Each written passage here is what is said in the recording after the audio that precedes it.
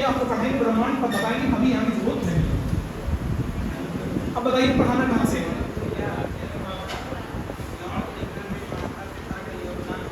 किसमें? यौन प्रजनन में माता पिता का योगदान होता है। क्या पूछ रहे हैं इसमें?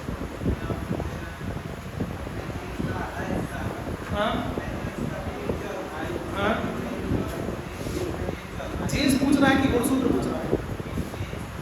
चलिए देखो, सबसे पहले अगर बात करते हैं प्रजनन की, बस बात नहीं, सबसे पहले बात करते हैं प्रजनन की, तो प्रजनन हुआ एक ऐसी प्रक्रिया होती है जिससे कोई भी जीव, प्रजनन एक ऐसी प्रक्रिया होती है जिससे कोई भी जीव अपने जैसी समतुल्य संतान को पैदा करता है, अपने जैसी समतुल्य संतान को पैदा करता है, क्या कहलाता है? प्रजनन। क्लियर है? प्रजनन। अगर हम बात करते हैं मेल फीमेल की, अगर हम बात करें मनुष्य की, अगर हम बात करते हैं किसकी, मानव की या मनुष्य की, तो मनुष्य हुआ एक स्तनधारी है। अगर आपसे पूछा जाए मनुष्य क्या है, तो ये हुआ एक स्तनधारी है, ये मैमल्स है।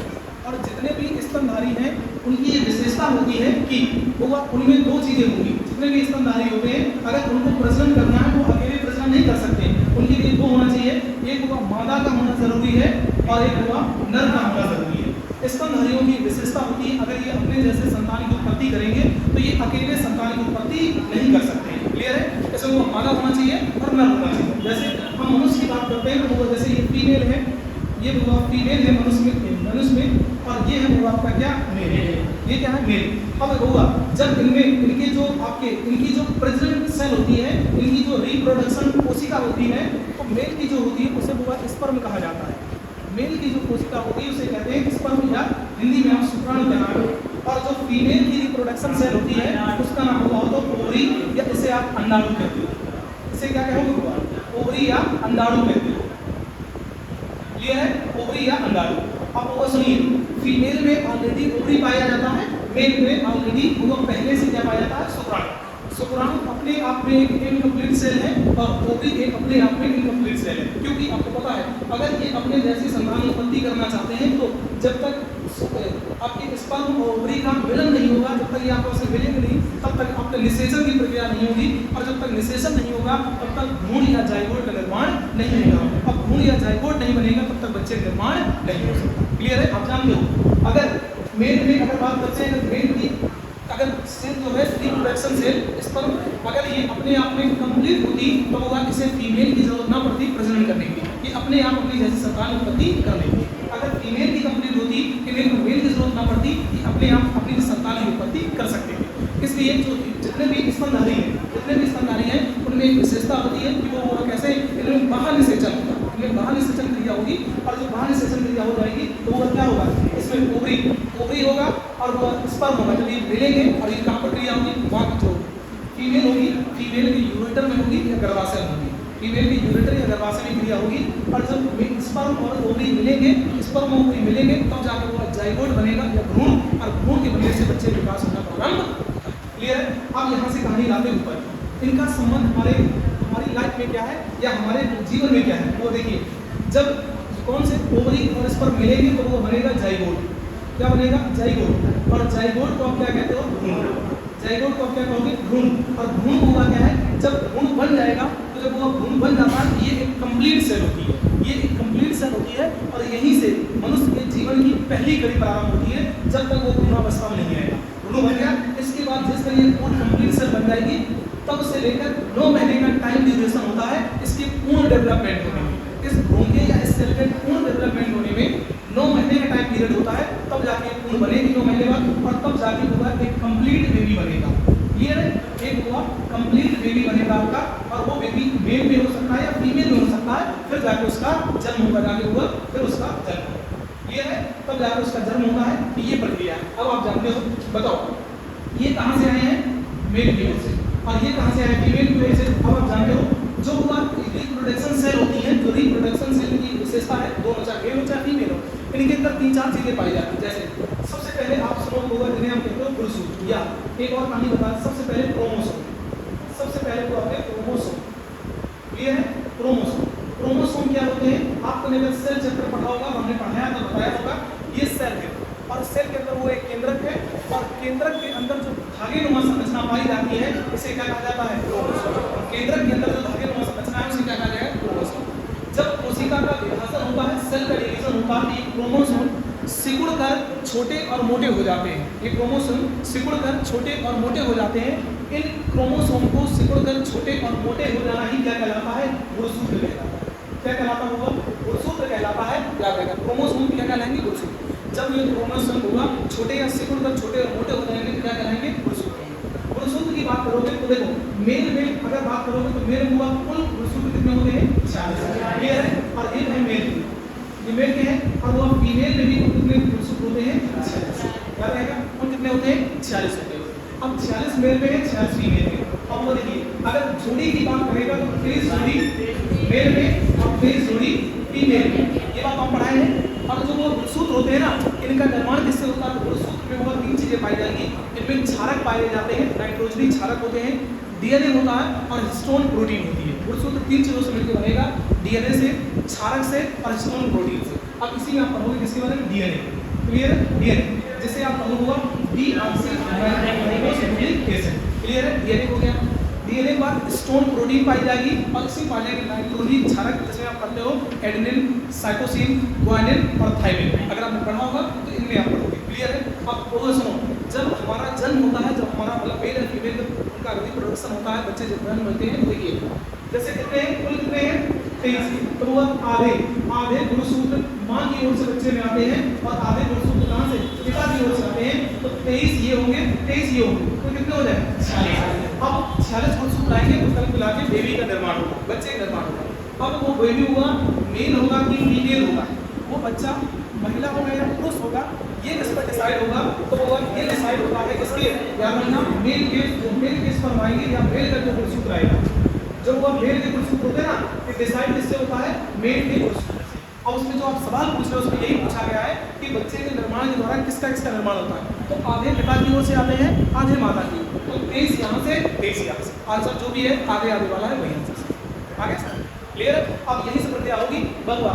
इनमें से 23, जैसे इनमें से देखोगे 23, जैसे छोड़ा अगली स्लाइड एक, जैसे मेल में वो बच्चे में आ रहे हैं 23 और फीमेल में बच्चे से आ रहे हैं 23, तो कुल कितने हो जाएंगे? कुल 46 हो जाएंगे। अब ये हमें नहीं पता है कि वो ये मेल है कि फीमेल है, इस बारे में हमें कुछ नहीं पता है, कोई बात नहीं होगा। इसमें जो इसके 22 होंगे, इसमें जो 22 गुणसूत्र होंगे और इसका होगा जो 23वां जोड़ा होगा वो मेल का एक्स वाई होगा और फीमेल में जो 22 होंगे और जो इसमें 23वां होगा वो एक्स एस होगा।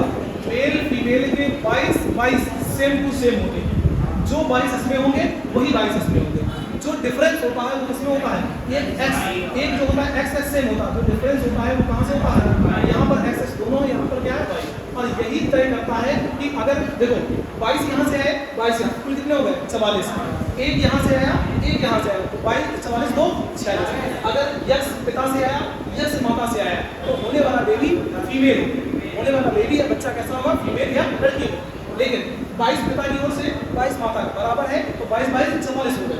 एक कहाँ से आ रहा है? पिता वाई और माता की ओर से क्या आ रहा है? एक्स, तो 44 2 46 हो गए। होने वाला बेबी होगा लड़का, मेल होगा, क्या कह सकते हो?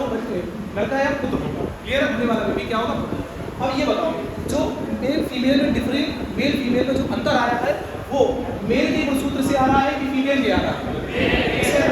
ये सवाल पूछा जाता है कि बच्चे के जन्म में लिंग का निर्धारण किसके गुणसूत्र तय करते हैं? माता के गुणसूत्र या पिता के गुणसूत्र? किसे करते हैं? क्लियर है? बच्चे के लिंग निर्धारण में हुआ जो गुणसूत्र है, लिंग का निर्धारण होता है वो किसके गुणसूत्र करते हैं? माता करते हैं कि पिता के? किसे करते हैं? पिता के। और वो आधे गुणसूत्र कहाँ से आते हैं? पिता से।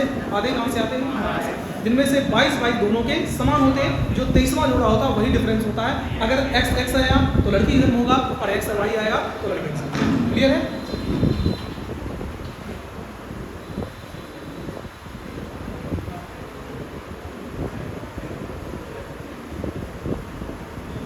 और पूछना है?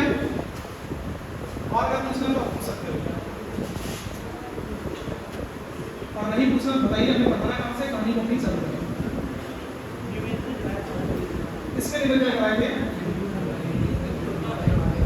हो गया चलता? हाँ कैसा? किसमें? हाँ दोनों में बराबर होते हैं। 23 जोड़ी ही होते हैं, मेल में फीमेल में दोनों बराबर होते हैं। 23 जोड़ी मतलब है 46 महिला में होते हैं और 46 पुरुष में होते हैं। हाँ बराबर होते हैं। और हाँ, तो वो पिछली बार हम आपको साइंस में वो हम आपको बायोलॉजी पढ़ा चुके हैं, पूरी कंप्लीट हो गई है। अब पढ़ा रहे हैं क्या आपको फिजिक्स। साइंस में पढ़ा रहे हैं वो फिजिक्स या भौतिकी, और भौतिकी में जो पिछली क्लास में चैप्टर पढ़ाया था, चैप्टर का नाम है ग्रेविटेशन या गुरुत्वाकर्षण। ग्रेविटेशन की पूरी थ्योरी और थ्योरी के साथ साथ पूरे न्यूमेरिकल पूरे कंप्लीट करा दिए हैं। अगर किसी को न्यूमेरिकल पूछना है तो पूछ लो, वरना आगे चैप्टर चालू करें।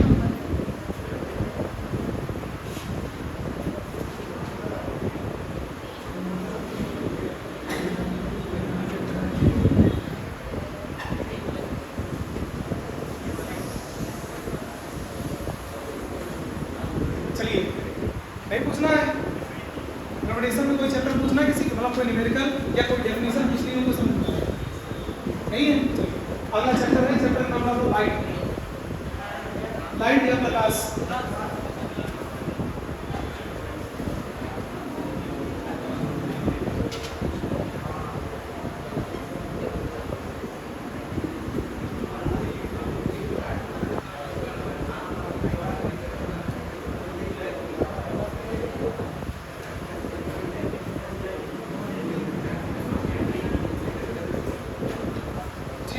बातें नहीं, बस कहानी को आगे चालू करते हैं, बात नहीं है।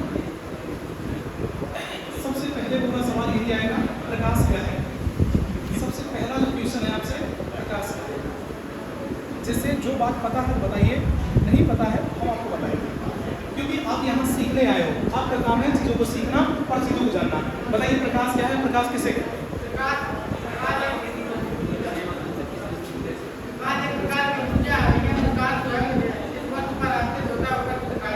बिल्कुल सही, दोनों बातें सही बैठती हैं, बिल्कुल सही बताया।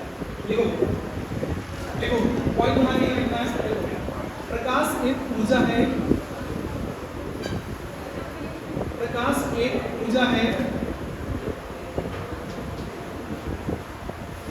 प्रकाश एक ऊर्जा है जिसके द्वारा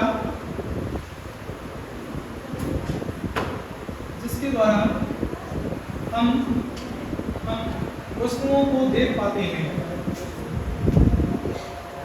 वस्तुओं को देख पाते हैं। प्रकाश एक ऊर्जा है जिसके द्वारा हम वस्तुओं को देख पाते हैं। क्लियर है, ये बात याद रखना होगा। प्रकाश एक ऊर्जा है। चलिए अगला पॉइंट क्या है। अगर आपसे पूछा जाए होगा प्रकाश किस प्रकार की तरंग या किरण है, अगर आपसे पूछा है प्रकाश किस प्रकार की होगा तरंग या किरण है, बताइए कैसी तरंग है, बताइए। देखो प्रकाश एक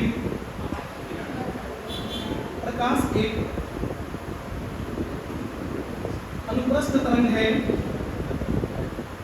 प्रकाश एक अनुप्रस्थ तरंग एवं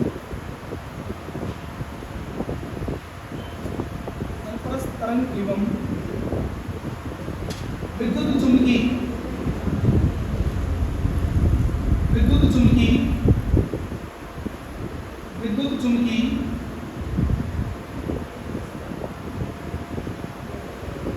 तरंग है। प्रकाश एक अनुप्रस्थ एवं विद्युत चुम्बकीय तरंग है। क्या रहेगा, ये अनुप्रस्थ भी है और वो कैसा है, विद्युत चुम्बकीय तरंग भी है, अनुप्रस्थ भी है और तरंग भी है। चलिए अब जैसे आपने कंफ्यूजन बहुत रहता है और कंफ्यूजन में आपको बहुत याद नहीं रहता है, बहुत सबसे एक सवाल पूछा जाए तो बताइए, ठीक है आप अभी हो जाइए परेशान है। अगर आपसे पूछा जाए ध्वनि और वो पूछा जाए प्रकाश, आपसे पूछा है बताइए प्रकाश कैसी तरंग है और ध्वनि है। अभी तो पता है कि आपको याद हो गया, लेकिन एग्जाम के टाइम पे आपको याद नहीं रहता है, तो उस समय याद करने का क्या तरीका होगा। प्रकाश है, रंग लेना है अनुप्रस्थ, क्या रहा है प्रस्थ। देखिए हुआ इसमें प्र आता है और प्रकाश में भी प्र आता है। इसको देखो, इसमें वो था आता है, ऐसे प्रकाश में क्या आएगा अंगधर्म होगा। इसमें आधा आ रहा है, इसमें भी आधा आएगा, तो जिसमें आधा है तो ध्वनि कैसी है अंगधर्म। इसमें वो प्र आ रहा है, इसमें प्र प्र से अनुप्रस्थ। प्रकाश एक अनुप्रस्थ है और वो ध्वनि एक अंगधर्म। क्लियर होगा। ये अभी हम ध्वनि और तरंग चैप्टर पढ़ेंगे तब, अभी बस बना लीजिए, बस इतना डिफरेंस समझ लीजिए। हुआ जो अंतर्गत तरंग होती है इनको चलने के लिए किसी माध्यम की जरूरत नहीं, सॉरी इनकी जरूरत होती है, इनको चलने के लिए गमन करने के लिए माध्यम की जरूरत होती है, जबकि अनुप्रस्थ तरंगों को गमन या चलने के लिए किसी माध्यम की जरूरत नहीं होती है। बस ये डिफरेंस है, ठीक है। आगे जब चैप्टर पढ़ाएंगे तब देखना।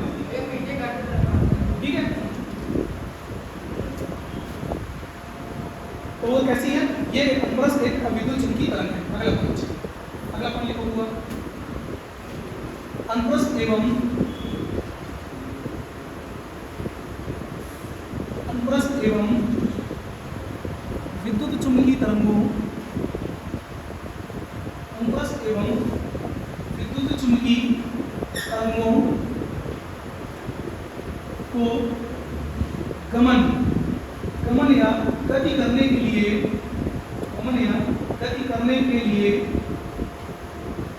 किसी माध्यम की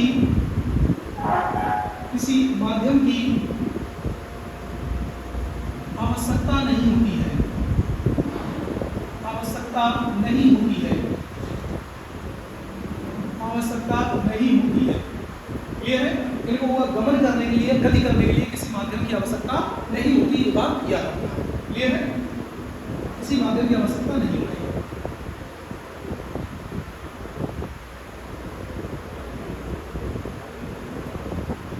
ठीक है, चलिए अगला पॉइंट।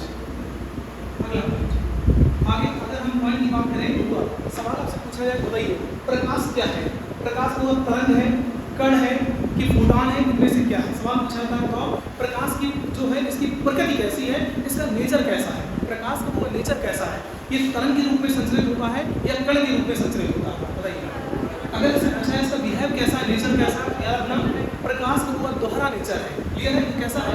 दोहरे नेचर का है, या आप कह सकते हो डुअल नेचर का है, या दोहरी प्रकृति का है। अगर दोहरी प्रकृति का है इसका मतलब ये होगा कि प्रकाश जो है हुआ ये एक तरंग भी है और एक कण भी है। क्लियर है? यही पॉइंट लिखा है। देखो हुआ प्रकाश के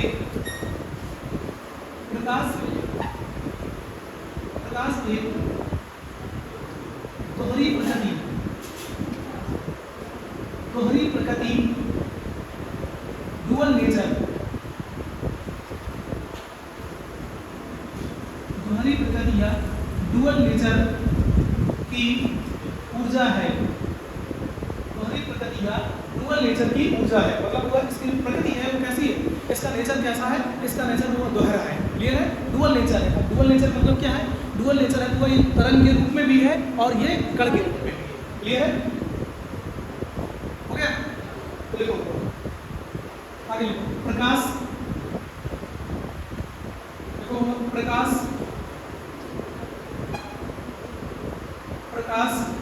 तरंग एवं कण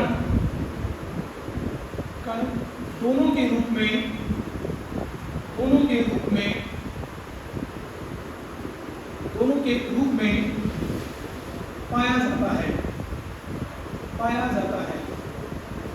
या अगर सवाल पूछेगा बताओ प्रकाश वो कैसा तरंग है कि कण है? अगर पूछेगा तरंग है तो वो है प्रकाश एक कण भी है एक तरंग भी है। लेकिन सवाल ये पूछा जाएगा, बताइए कि प्रकाश एक कण है, ये बात सबसे पहले किसने बताई? ये बात सबसे पहले किसने बताई और इसको प्रूव किसने किया? सबसे पहले पूछा बताओ प्रकाश एक कण है, ये बात सबसे पहले बताई। तो आपने वो अगर पढ़ा होगा तो याद होगा कि एक सिद्धांत पढ़ा होगा प्रकाश का कणिका सिद्धांत। बताइए प्रकाश का कणिका सिद्धांत किसने किया? बताइए प्रकाश का कणिका सिद्धांत किसने किया?